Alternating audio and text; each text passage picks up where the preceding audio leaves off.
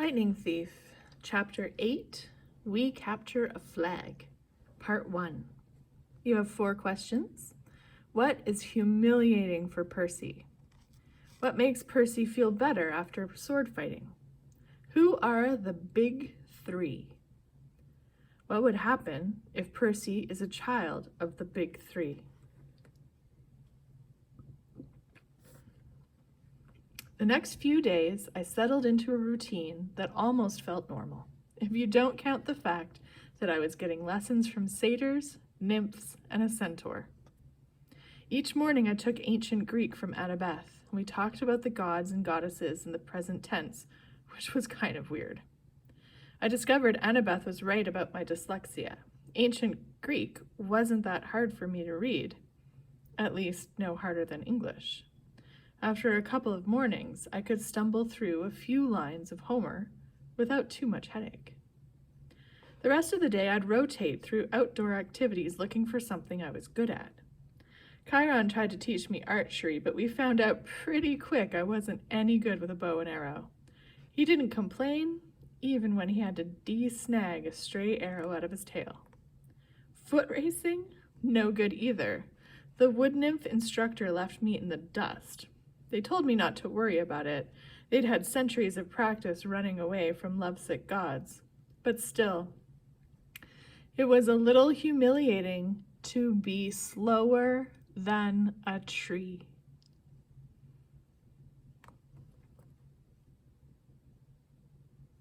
And wrestling? Forget about it. Every time I got on the mat, Clarice would pulverize me. There's more where that came from, punk, she'd mumble in my ear. The only thing I really excelled at was canoeing, and that wasn't the kind of heroic skill people expected to see from the kid who had beaten the Minotaur. I knew the senior campers and counselors were watching me, trying to decide who my dad was, but they weren't having an easy time of it. I wasn't as strong as the Ares kids, or as good at archery as the Apollo kids. I didn't have Hephaestus' skill with metalwork, or, gods forbid, Dionysus's way with vine plants. Luke told me I might be a child of Hermes, a kind of jack-of-all-trades, master of none. But I got the feeling he was just trying to make me feel better. He really didn't know what to make of me either. Despite all that, I liked camp. I got used to the morning fog over the beach, the smell of hot strawberry fields in the afternoon, even the weird noises of monsters in the woods at night. I would eat dinner with Cabin 11, scrape part of my meal into the fire, and try to feel some connection to my real dad. Nothing came, just that warm feeling I'd always had, like the memory of his smile. I tried not to think too much about my mom, but I kept wondering, if gods and monsters were real, if all this magical stuff was possible, surely there was some way to save her, to bring her back. I started to understand Luke's bitterness and how he seemed to resent his father, Hermes. So, okay, maybe gods had important things to do, but couldn't they call once in a while, or thunder or something? Dionysus could make Diet Coke appear out of thin air. Why couldn't my dad, whoever he was, make a phone appear? Thursday afternoon, 3 days after I'd arrived at Camp Half-Blood, I had my first sword fighting lesson.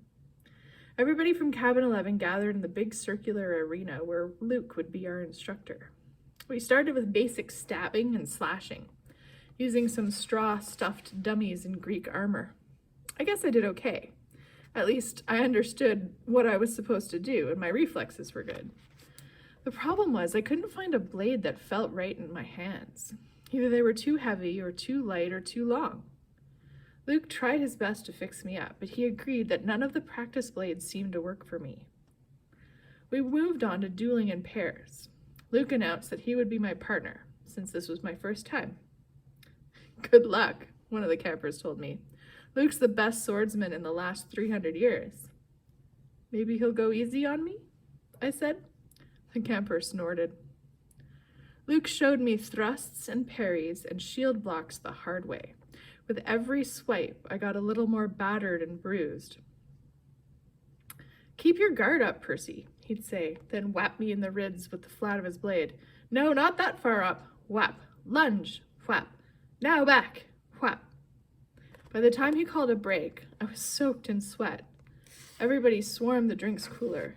Luke poured ice water on his head, which looked like such a good idea. I did the same. Instantly, I felt better.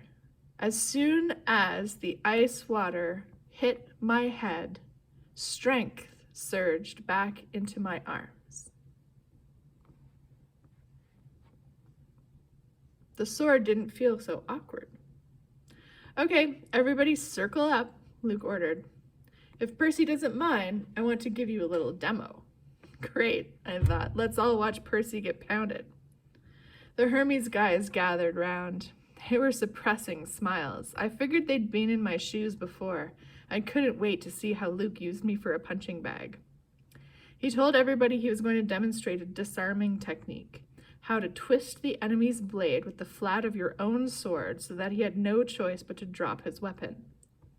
This is difficult, he stressed. I've had it used against me. No laughing at Percy now. Most swordsmen have to work years to master this technique. He demonstrated the move on me in slow motion. Sure enough, the sword clattered out of my hand. Now, in real time, he said, after I'd retrieved my weapon.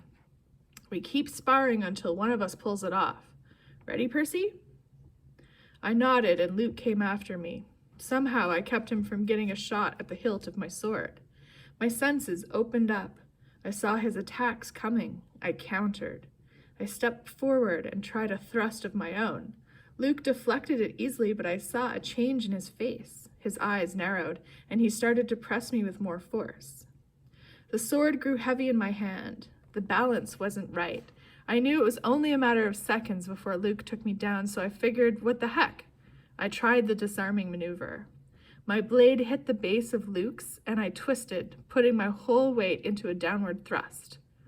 Clang. Luke's sword rattled against the stones. The tip of my blade was an inch from his undefended chest. The other campers went silent. I lowered my sword. Sorry? For a moment, Luke was too stunned to speak. Sorry? His scarred face broke into a grin.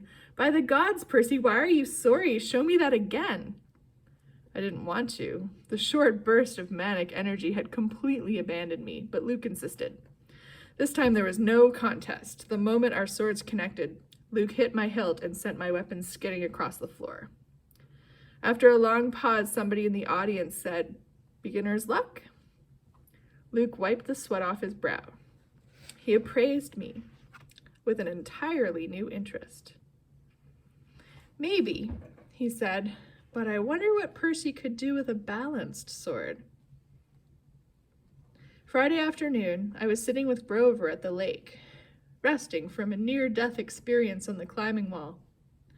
Grover had scampered to the top like a mountain goat, but the lava had almost gotten me. My shirt had smoking holes in it. The hairs had been singed off my forearms. We sat on the pier, watching the naiads do underwater basket weaving, until I got up the nerve to ask Grover how his conversation had gone with Mr. D. His face turned a sickly shade of yellow. "Fine," he said. "Yeah, it was just great." "So your career's still on track?" He glanced at me nervously.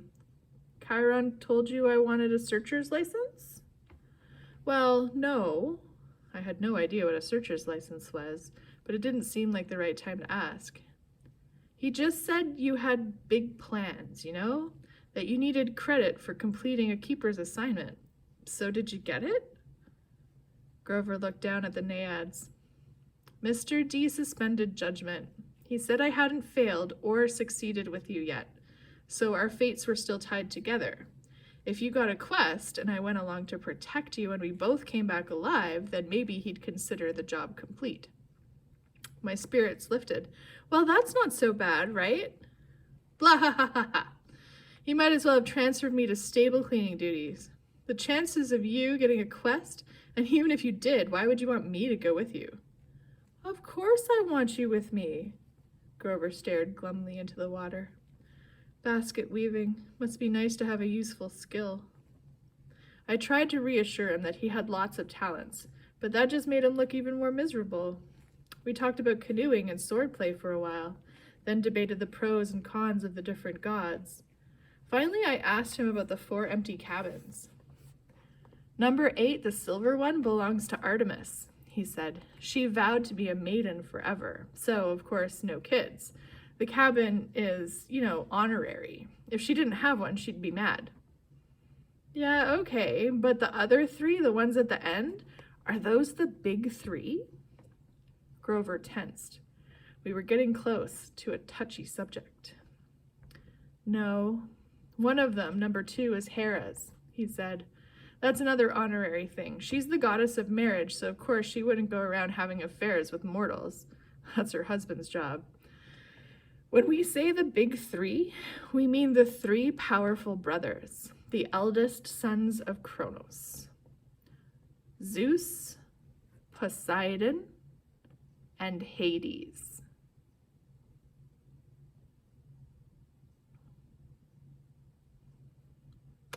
Yeah, exactly. After the great battle with the Titans, they took over the world from their dad and drew lots to decide who got what. Zeus got the sky, I remembered. Poseidon got the sea, and Hades got the underworld. Uh-huh. But Hades doesn't have a cabin here. No, he doesn't have a throne on Olympus either. He sort of does his own thing in the underworld. If he did have a cabin here... Grover shuddered. Well, it wouldn't be pleasant. Let's leave it at that. But Zeus and Poseidon, they both had like a bazillion kids in the myths. Why are their cabins empty? Grover shifted his hooves uncomfortably. About 60 years ago, after World War II, the big 3 agreed they wouldn't have any more kids. No more heroes. Their children were just too powerful. They were affecting the course of human events too much, causing too much carnage. World War II, that was basically a fight between the sons of Zeus and Poseidon on one side and the sons of Hades on the other. The winning side, Zeus and Poseidon, made Hades swear an oath with them.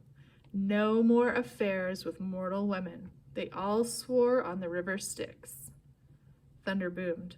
I said, "That's the most serious oath you can take." Grover nodded. And the brothers kept their word? No kids? Grover's face darkened.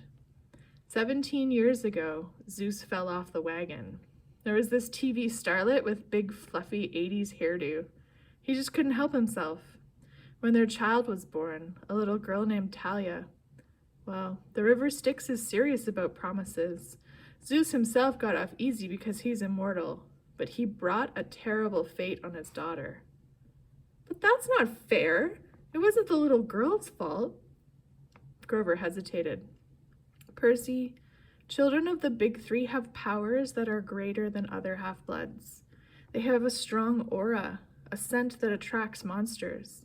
When Hades found out about the girl, he wasn't too happy about Zeus breaking his oath.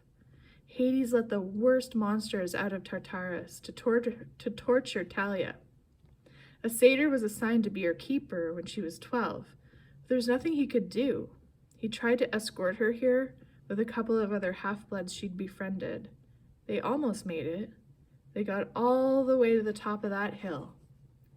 He pointed across the valley to the pine tree where I'd fought the Minotaur. All 3 kindly ones were after them, along with a horde of hellhounds. They were about to be overrun when Talia told her satyr to take the other 2 half-bloods to safety while she held off the monsters. She was wounded and tired, and she didn't want to live like a hunted animal. The satyr didn't want to leave her, but he couldn't change her mind, and he had to protect the others. So Talia made her final stand alone at the top of that hill. As she died, Zeus took pity on her. He turned her into that pine tree. Her spirit still helps protect the borders of the valley. That's why the hill is called Half-Blood Hill. I stared at the pine in the distance. The story made me feel hollow, and guilty too. A girl my age had sacrificed herself to save her friends. She had faced a whole army of monsters. Next to that, my victory over the Minotaur didn't seem like much. I wondered, If I'd acted differently, could I have saved my mother? Grover, I said, have heroes really gone on quests to the underworld? Sometimes, he said. Orpheus, Hercules, Houdini? And have they ever returned somebody from the dead? No, never. Orpheus came close. Percy, you're not seriously thinking. Oh, no, I lied. I was just wondering. So, a satyr is always assigned to guard a demigod, eh? Grover studied me warily. I hadn't persuaded him that I'd really dropped the underworld idea. But he let it go and answered my question. Not always. We go undercover to a lot of schools. We try to sniff out the half-bloods who have the makings of great heroes. If we find one with a very strong aura, like a child of the big three, we alert Chiron. He tries to keep an eye on them, since they could cause really big problems. And you found me. Chiron said you thought I might be someone special. Grover looked as if I'd just led him into a trap. I didn't... Oh, listen, don't think like that. If you were, if you were a child of the big three, you'd never, ever be allowed a quest.